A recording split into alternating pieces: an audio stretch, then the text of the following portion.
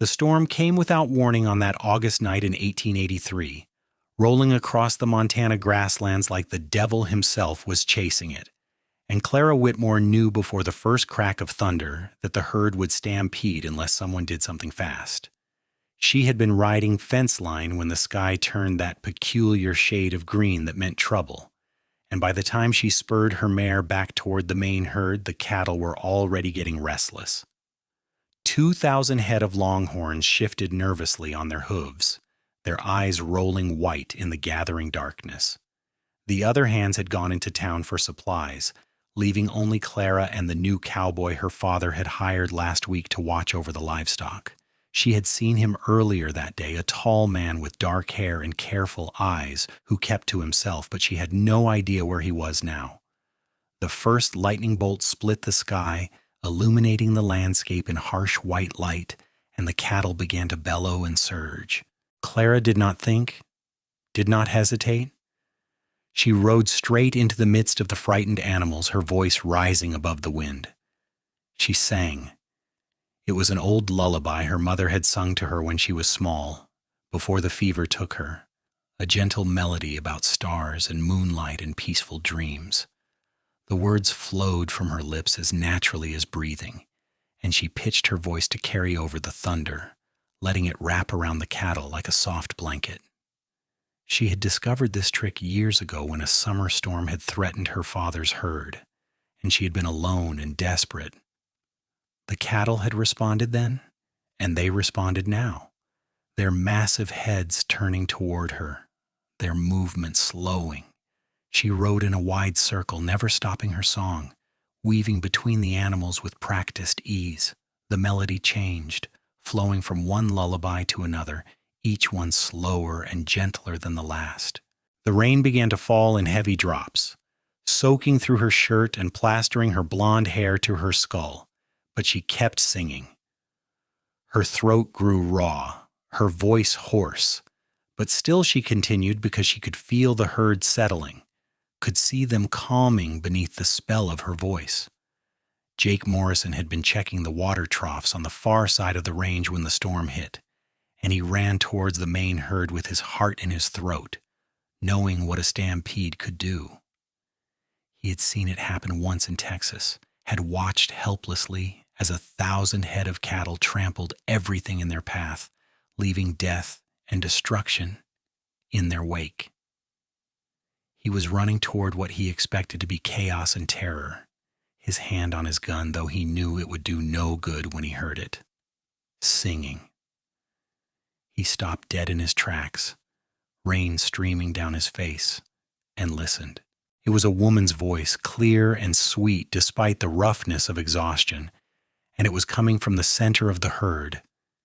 He moved closer, staying low and quiet, and then he saw her. She sat on her horse like she had been born there, her body swaying slightly with the rhythm of her song, and the cattle surrounded her like worshipers at a shrine. They were still restless, still shifting and stamping, but they were not running. They were listening, and so was he. Jake had never heard anything so beautiful in his entire life. The melody wound through the storm like a golden thread, catching at something deep in his chest and holding on tight. He could not look away from her, this woman who rode fearlessly among 2,000 pounds of frightened muscle and horn, singing lullabies like she was putting children to bed. The rain made her shirt cling to her body, outlined her slender frame against the darkness, and when lightning flashed again, he saw her face clearly for the first time. She was young, maybe 23 or 24, with strong features and a determined jaw. Her eyes were closed as she sang, her whole being focused on the music and the animals. There was mud on her cheek and exhaustion in the lines of her body, but she was the most magnificent thing he had ever seen. He stood there in the rain, forgotten and invisible, and felt something shift inside him. It was not love, not yet, but it was the beginning of something that felt inevitable and terrifying and absolutely right. The storm passed after an hour, rolling away to the east and leaving the night clear and cold. Clara's voice finally gave out completely, cracking on the last note of a song about a river flowing to the sea, and she slumped forward in her saddle. The cattle had settled, lying down in the mud to sleep, their crisis forgotten. She had succeeded, but she felt wrung out and hollow, barely able to keep herself upright. That was when the new cowboy appeared beside her, his horse materializing out of the darkness like a ghost. He did not say anything at first, just reached over and steadied her with a hand on her arm, his touch surprisingly gentle for such a big man. "That was the bravest thing I have ever seen," he said quietly, and his voice was deep and sincere, with a hint of wonder in it that made her look at him properly for the first time. He was handsome in a rough-hewn way, with dark eyes that seemed to see right through her and a mouth that looked like it did not smile often. There was mud on his face, and his clothes were soaked through, but he sat his horse with easy confidence, and his hand on her arm was warm despite the cold rain. "Had to be done," Clara managed to rasp out, her throat burning. "Could not let them run." "Most men would have let them go," Jake said, "would have saved themselves and hoped for the best." "I am not most men," Clara said, and there was a flash of humor in her exhausted eyes that made Jake's heart skip a beat. "No," he agreed softly. "You are not." They rode back to the ranch house together in companionable silence, the crisis averted and the herd safe. Clara's father, Thomas Whitmore, met them at the door with relief written all over his weathered face, and he wrapped his daughter in a fierce hug that made her wince. "Heard the storm," he said gruffly. "Was about to ride out." "Clara saved the herd," Jake said, dismounting and tying his horse to the rail. "Sang them calm. I have never seen anything like it." Thomas looked at his daughter with a mixture of pride and exasperation that spoke of long familiarity with her methods. "Your mother used to do the same thing," he said quietly.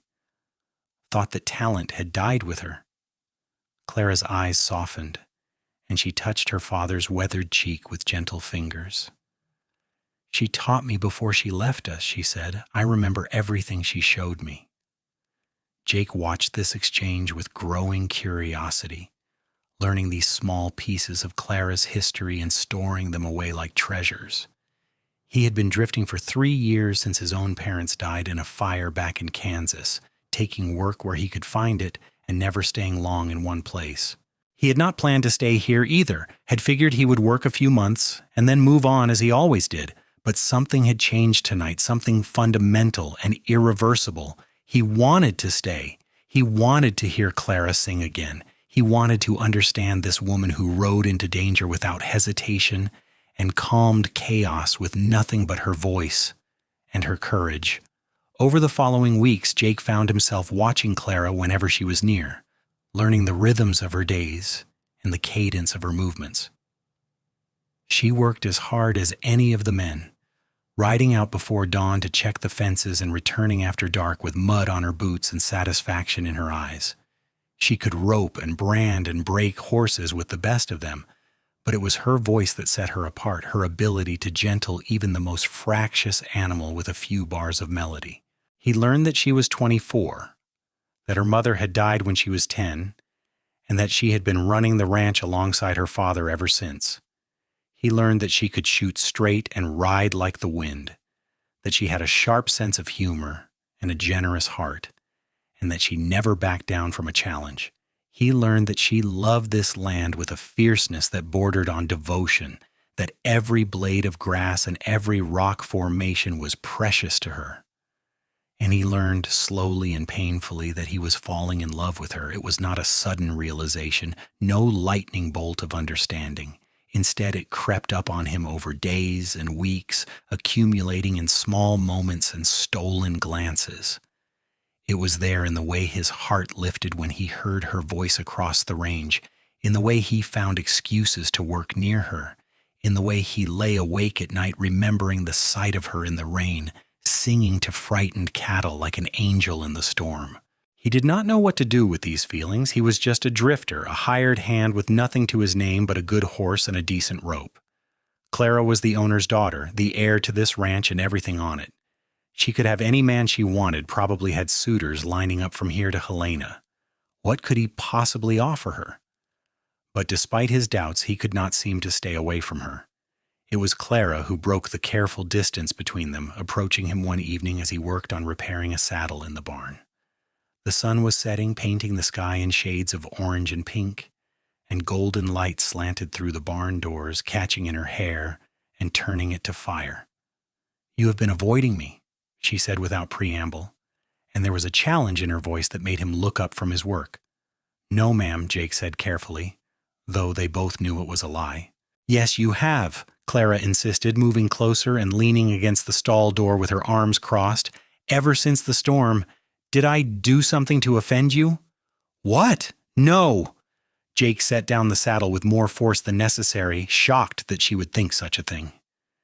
"You did not do anything wrong."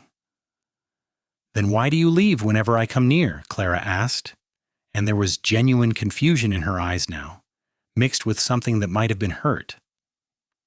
"Why do you not talk to me anymore?" Jake stared at her, trapped between honesty and self-preservation, and finally chose the truth. "Because I'm trying not to make a fool of myself," he said quietly. "Because I am trying to remember my place." "Your place?" Clara's brow furrowed. "What does that mean?" "It means I am a hired hand, Clara," Jake said, and her name felt like honey on his tongue, sweet and dangerous. "It means I have no business thinking about you the way I do, no business wanting things I cannot have." The silence that followed was profound and electric, stretching between them like a physical thing. Clara's eyes went wide, and a flush crept up her neck, staining her cheeks pink in the fading light. "What way do you think about me?" she asked, and her voice was barely above a whisper. Jake knew he should stop, should retreat behind polite distance and employer-employee boundaries, but he was tired of holding back. Tired of pretending he did not feel what he felt. He stood up and took a step toward her, closing the distance between them until he could see the flecks of gold in her green eyes. "I think about you all the time," he said honestly. "I think about the way you sang in the storm, the way you ride like you are part of the horse, the way you laugh when something surprises you. I think about how brave you are, how kind, how strong. I think about what it would be like to have the right to stand beside you, to call you mine." Clara's breath caught, and for a long moment she just stared at him, her eyes searching his face like she was looking for something. Then slowly a smile curved her lips, tentative and wondering and absolutely beautiful. "You already have that right," she said softly. "You just never asked for it." Jake's heart stopped, then started again with a painful lurch. "What are you saying?" "I am saying I noticed you too," Clara said, and now the words came in a rush, tumbling over each other in her eagerness to get them out. "I am saying I have been hoping you would talk to me, really talk to me for weeks now. I am saying that when I close my eyes at night, I see your face, and when I hear your voice across the range, something inside me settles." "Clara," Jake breathed, and he reached out with a shaking hand to touch her cheek, half afraid she would disappear like smoke. But she was solid and warm beneath his fingers, and she leaned into his touch with a sigh that sounded like relief. "I do not care that you are a hired hand," she said fiercely. "I do not care what anyone else thinks. I care that you are good and honest and kind. I care that you stayed to help during the storm when you could have run. I care that you look at me like I am something precious." "You are," Jake said, and then he was kissing her, unable to hold back any longer.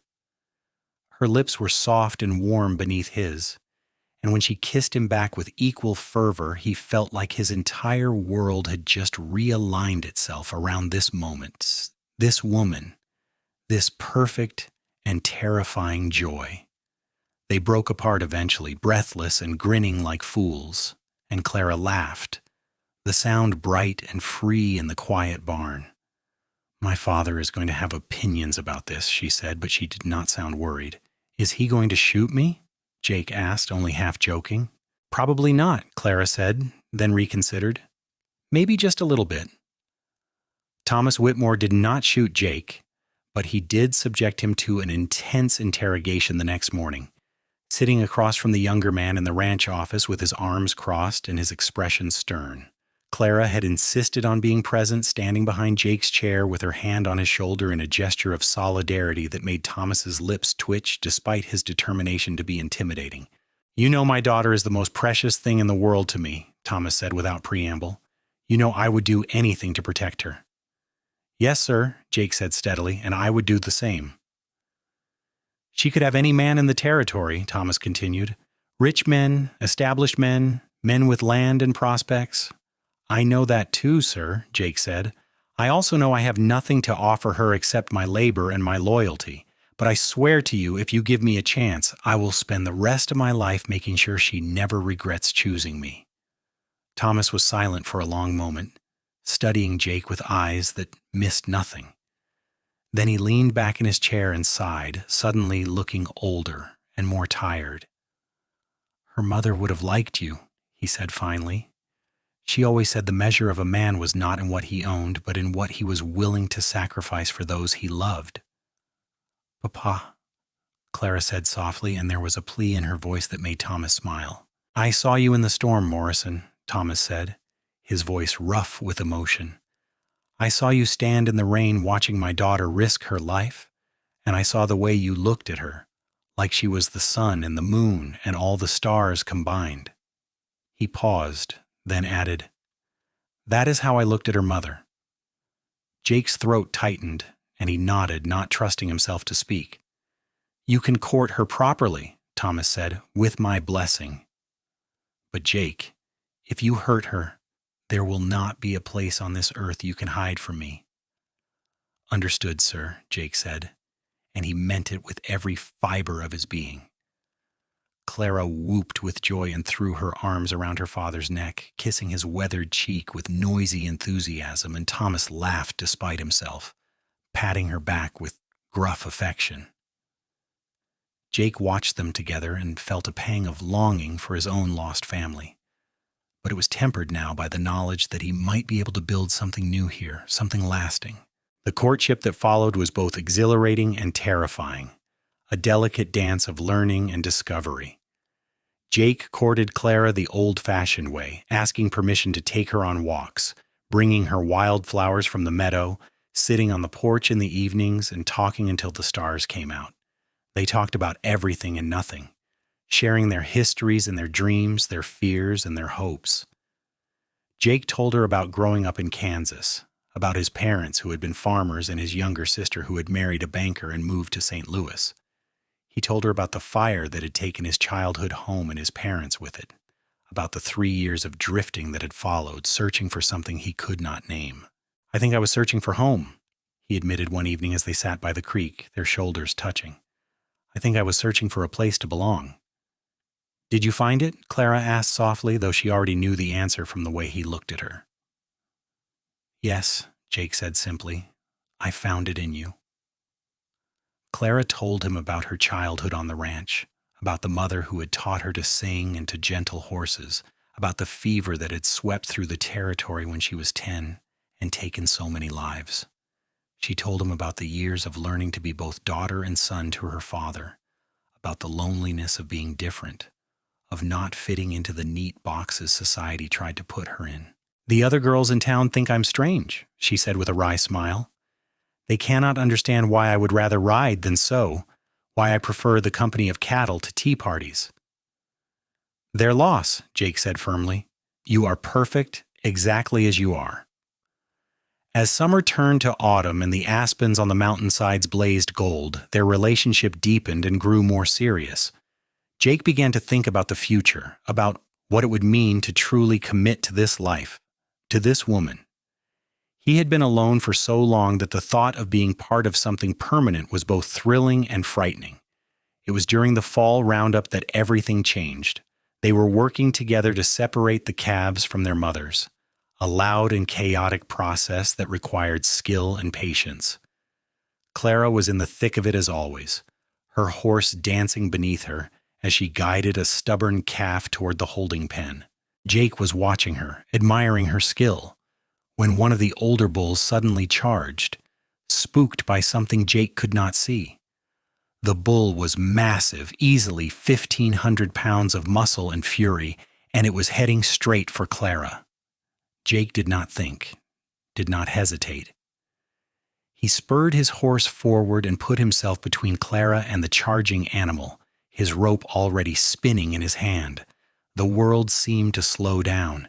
He could see Clara's eyes go wide with horror, could hear her scream his name, but his entire focus was on the bull.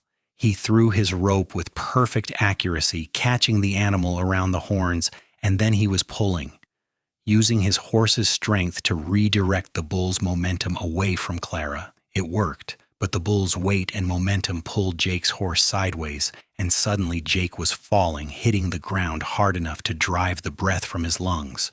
He rolled instinctively, trying to avoid the bull's hooves, and then strong hands were grabbing him, dragging him backward to safety. Clara! It was Clara, hauling him bodily out of danger with strength born of desperation, her face pale and fierce. Other hands joined hers, the ranch hands pulling both of them clear while someone else roped the bull and brought it under control.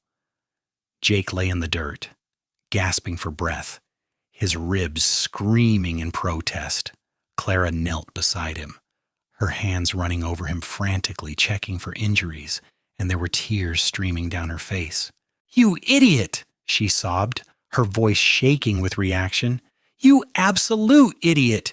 You could have been killed!" "Could not let it hurt you," Jake managed to gasp out, and he reached up to touch her face, wiping away her tears with a muddy thumb. "Would do it again." "Do not you dare," Clara said fiercely. But then she was kissing him desperately, right there in front of all the ranch hands, and Jake kissed her back with everything he had, tasting salt and dust and love. That night, after the doctor had examined him and declared him bruised but not seriously injured, Jake asked Thomas for permission to marry Clara. They were in the ranch office again, but this time the atmosphere was different, charged with emotion and possibility.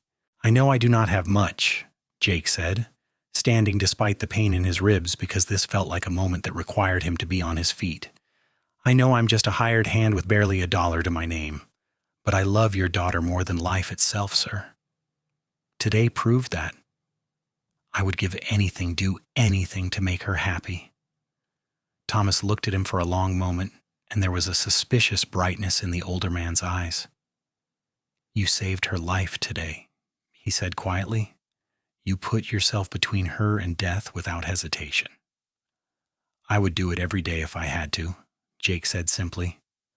"I know you would," Thomas said. He stood up and walked around the desk, and to Jake's shock, he pulled him into a brief, hard embrace, the kind shared between men who understood each other. "You have my blessing, son, and more than that, you have my gratitude." Jake proposed to Clara the next evening, taking her back to the creek where they had shared so many conversations. The autumn air was crisp and cool, and the last light of day painted the water gold and silver. He had bought a simple ring in town with most of his saved wages, a thin gold band with a small stone that was all he could afford, and his hand shook as he pulled it from his pocket. "Clara Whitmore," he said, and his voice was rough with emotion. "You are the bravest, strongest, most beautiful person I have ever known. You are the home I have been searching for, the future I want to build. Will you marry me?" Clara looked at the ring, then at his face, and her smile was brighter than the sun. "Yes," she said simply. "Yes, yes, 1,000 times yes." He slipped the ring onto her finger, and she threw her arms around his neck, kissing him with a joy and passion that made his head spin.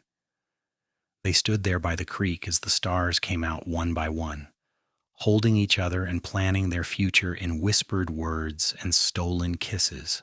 They were married 6 weeks later, in November of 1883, in a simple ceremony at the ranch with friends and neighbors gathered to witness. Clara wore a simple white dress that had belonged to her mother, altered to fit her taller frame, and she carried wildflowers that Jake had spent the morning gathering. Jake wore his best shirt and a new vest he had bought for the occasion, And when he saw Clara walking toward him on her father's arm, he felt his eyes sting with unshed tears. She was so beautiful, it hurt to look at her, and she was his. The knowledge filled him with awe and gratitude. Thomas placed Clara's hand in Jake's with visible emotion, and his voice was thick when he spoke. "Take care of my girl," he said. "With my life," Jake promised, and he meant it. The ceremony was simple but heartfelt, their vows spoken clearly and sincerely before God and community. When the preacher pronounced them husband and wife, Jake kissed Clara like she was the most precious thing in the world because she was. The gathered crowd cheered and clapped, and someone started playing a fiddle, and suddenly the barn was filled with music and laughter and celebration. They danced their first dance as husband and wife to an old waltz, Clara's head resting on Jake's shoulder, and she hummed along with the music, her voice soft and sweet. Jake held her close, overwhelmed by the reality of his good fortune, by the knowledge that this incredible woman had chosen him. "Sing for me," he whispered against her hair, "like you did in the storm." And she did, her voice rising soft and clear above the fiddle, singing a lullaby about love and home and forever. The other dancers gradually stopped and listened, captivated by the beauty of her voice. And by the time she finished, there was not a dry eye in the barn. "I love you," Jake said, and his voice broke on the words. "I will love you until the day I die and beyond." "I love you too," Clara whispered back. "My cowboy, my home." They spent their wedding night in the small cabin that Thomas had built for them as a wedding gift, set on a rise overlooking the range. It was modest but comfortable, with a large bed and a stone fireplace and windows that looked out over miles of Montana grassland. Clara had decorated it with curtains and blankets she had made herself, and there were wildflowers in jars on every surface. Jake carried her over the threshold as tradition dictated, and they stood together in the middle of their new home, looking around with wonder and joy. This was theirs, this place, this future. They were building something lasting and true. Their first year of marriage was hard work and perfect happiness in equal measure. They worked the ranch alongside Thomas and the other hands, rising before dawn and falling into bed exhausted each night. But it was good work, satisfying work, and they did it together. Jake learned every inch of the land, every quirk of the herd, and Thomas gradually began to treat him less like an employee and more like a son. Clara continued to work as she always had, refusing to be relegated to domestic duties just because she was married. She rode fence line and branded calves and broke horses, and Jake loved her all the more for her fierce independence. He never tried to change her or cage her, understanding that her strength was part of what made her who she was. But there were also moments of quiet domesticity, evenings spent reading by the fireplace or cooking dinner together in their small kitchen. Clara taught Jake to make her mother's biscuit recipe, and he taught her the card games his father had loved. They talked and laughed and made love with a passion that never seemed to dim, and Jake felt like the luckiest man alive. It was during their second spring on the ranch, in 1885, that Clara discovered she was pregnant. She told Jake one evening as they sat on their porch watching the sunset, and he literally swept her up in his arms and spun her around, whooping with joy despite her laughing protests. "A baby," he kept saying in wonder. "We are having a baby." "Yes, we are," Clara confirmed, her eyes shining with happiness and excitement. "In October, the doctor thinks." Thomas cried when they told him, actual tears running down his weathered cheeks, and he hugged them both so tight Jake thought his ribs might crack again. "A grandchild," he said in wonder. "My Martha would have been so happy." The pregnancy was not easy. Clara suffered from terrible morning sickness for the first few months, and Jake hovered over her like a worried mother hen, much to her amused exasperation. She continued to work as long as she could, though Jake convinced her to give up breaking horses and climbing into haylofts. By summer, she was showing noticeably. her belly swelling with new life, and Jake found himself falling in love with her all over again, amazed by the miracle of what her body could do. He would lie with his hand on her stomach at night, feeling the baby kick and move, and marvel at the fact that they had created this life together. Sometimes Clara would sing softly, lullabies for the baby, and Jake would listen with his eyes closed, remembering that first night in the storm when he had heard her voice and felt his world shift. Their son was born on a cold October morning in 1885, after a labor that lasted nearly 20 hours and left Jake terrified and helpless. He paced the length of the cabin over and over while the midwife worked, listening to Clara's cries of pain and wishing desperately that he could bear this burden for her. When the baby's cry finally split the air, thin and strong, Jake burst into the bedroom before anyone could stop him. Clara lay exhausted and pale against the pillows, her hair damp with sweat, but she was smiling as the midwife placed a small bundle in her arms. "A boy," she said, her voice hoarse but full of joy. "Jake, we have a son."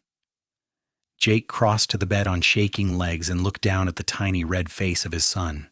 The baby had a shock of dark hair and was waving miniature fists in obvious indignation at having been evicted from his comfortable home. He was the most beautiful thing Jake had ever seen, except for the woman who had brought him into the world. "Hello, little man," Jake whispered, touching one perfect tiny hand with a gentle finger. The baby's fingers closed around his immediately, gripping with surprising strength, and Jake felt his heart expand until he thought it might burst from his chest. They named him Thomas William Morrison, after both his grandfathers, and he was called Tommy from the start. Thomas Sr. was besotted with his namesake, spending hours just holding the baby and telling him stories about the ranch and about the grandmother he would never meet. Jake would find them together often, the old man and the infant, and something would catch in his throat at the sight. Tommy was a good baby, sleeping well and eating heartily, and he grew quickly under their watchful care. Clara sang to him constantly the same lullabies she had sung to the cattle, and the baby would quiet immediately at the sound of her voice, his dark eyes fixed on her face with complete trust and adoration. Jake discovered that fatherhood suited him.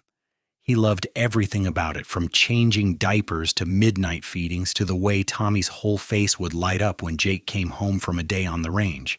He would carry his son around the ranch, showing him the horses and the cattle, telling him about the land that would one day be his. "He cannot understand you," Clara teased one evening, finding Jake in the barn having what appeared to be a serious conversation with their 6-month-old son about the proper way to train a cutting horse. "He will remember," Jake said stubbornly, and Clara laughed and kissed them both. Life settled into a new rhythm, busy and full and good. The years passed in a blur of work and love and family. Tommy learned to walk and then to run, tearing around the ranch with fearless enthusiasm. He had his mother's green eyes and his father's dark hair, and he was the light of all their lives. They had 2 more children in the following years. A daughter named Martha Grace, called Maddie, was born in 1888, 3 years after Tommy. She had Clara's blonde hair and Jake's serious eyes, and she was a quiet, thoughtful child who loved books and horses in equal measure.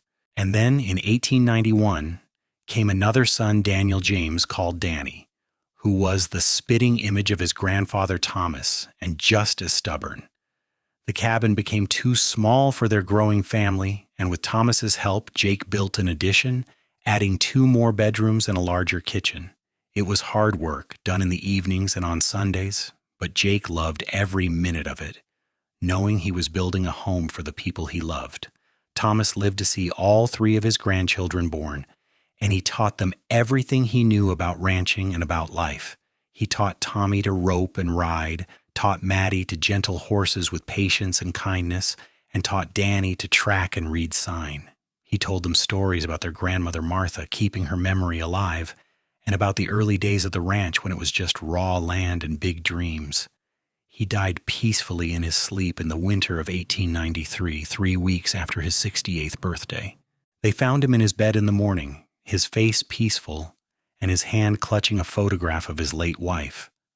Clara wept bitterly at the loss, and Jake held her through her grief, understanding that no matter how much she had prepared herself for this day, it still hurt beyond measure. They buried Thomas on the hill behind the ranch house, where he could look out over the land he had built and protected. The whole community came out for the funeral, testament to the respect and affection in which he had been held.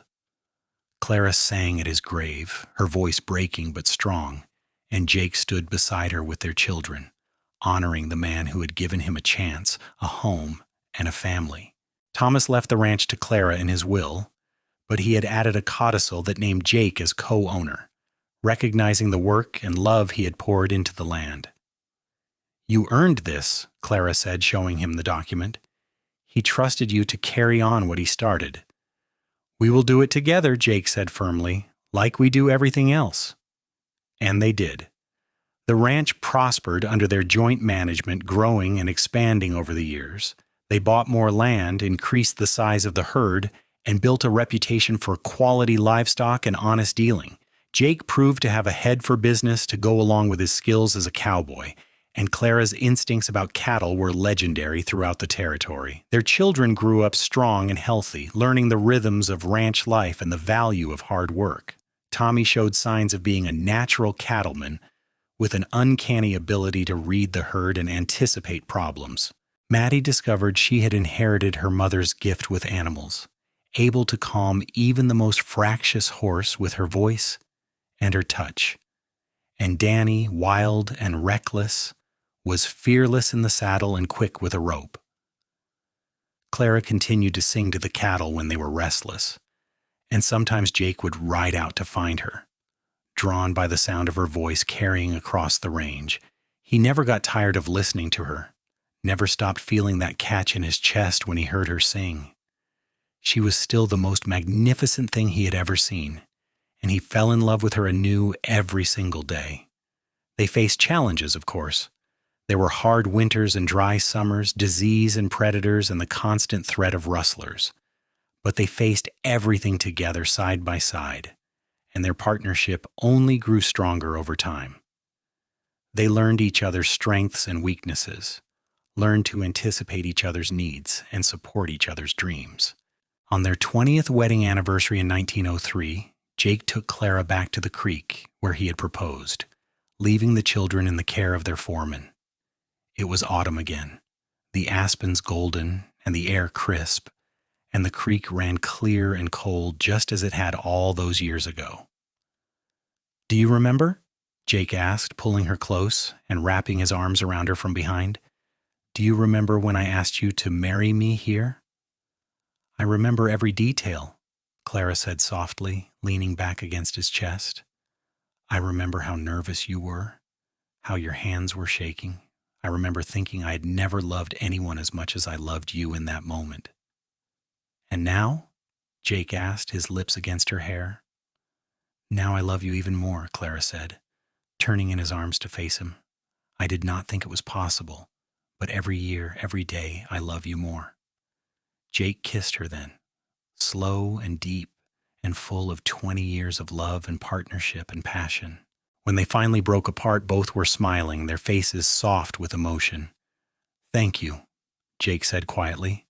"Thank you for taking a chance on a drifter with nothing to his name. Thank you for giving me a home, a family, a life worth living." "Thank you for hearing me sing," Clara whispered back. "Thank you for falling in love with me. Thank you for building this beautiful life with me." They stood there by the creek as the sun set, holding each other and reflecting on all they had built together.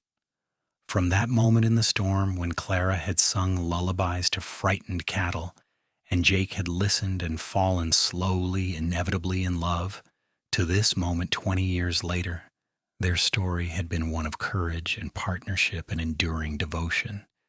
As the years continued to pass, their love only deepened. They watched their children grow into adults, watched Tommy take over more of the ranch management, watched Maddie marry a neighboring rancher's son and start her own family, watched Danny head off to university in Helena to study veterinary medicine. They became grandparents, marveling at the new generation that carried their blood and their legacy forward. The ranch continued to thrive, growing into one of the most successful operations in Montana. But more important than the success was the love that had built it, the partnership between a cowboy who had been searching for home and a woman who had found him in a storm. On quiet evenings, Jake would still ask Clara to sing for him, and she would oblige, her voice still clear and sweet despite the passing years. Sometimes they would ride out to the range together, just the two of them, and Clara would sing to the cattle as she had done that first night, and Jake would listen with his eyes closed, remembering and grateful. They had built something lasting and true, something that would endure long after they were gone. They had built it with hard work and sacrifice, with courage and determination, but most of all, they had built it with love. The kind of love that starts with a song in a storm and grows into a lifetime of devotion. Their story became legend in the territory, the tale of the woman who sang to cattle and the cowboy who loved her. People would tell it around campfires and in saloons, adding embellishments and dramatic flourishes, but the truth was simpler and more beautiful than any legend. It was the story of two people who found each other in the vast wilderness of the American West, who chose each other despite all obstacles, and who built a life together that was rich in all the ways that mattered. It was a story of courage and partnership, of music and love, of a home carved out of grassland and sky. And on the hill behind the ranch house where Thomas was buried, 2 more graves would eventually be added side by side, their headstones bearing the names of Jake and Clara Morrison. The dates would show lives well lived, spanning deep into the 20th century, and the inscription would be simple: together always, in storm and in calm. But that end was far in the future. For now, on this perfect autumn evening in 1903, Jake and Clara Morrison stood by their creek, holding each other as the stars came out, and they were home. Their children eventually gave them 7 grandchildren in total, and the ranch remained in the family for generations, a testament to what they had built. The tradition of singing to calm the cattle was passed down through the years, from Clara to Maddie's children, and the sound of lullabies drifting across the Montana grasslands became as much a part of the land as the wind and the sky. Jake and Clara lived to see the turn of the century, watching the world change and modernize around them while holding fast to the values and traditions that had built their life.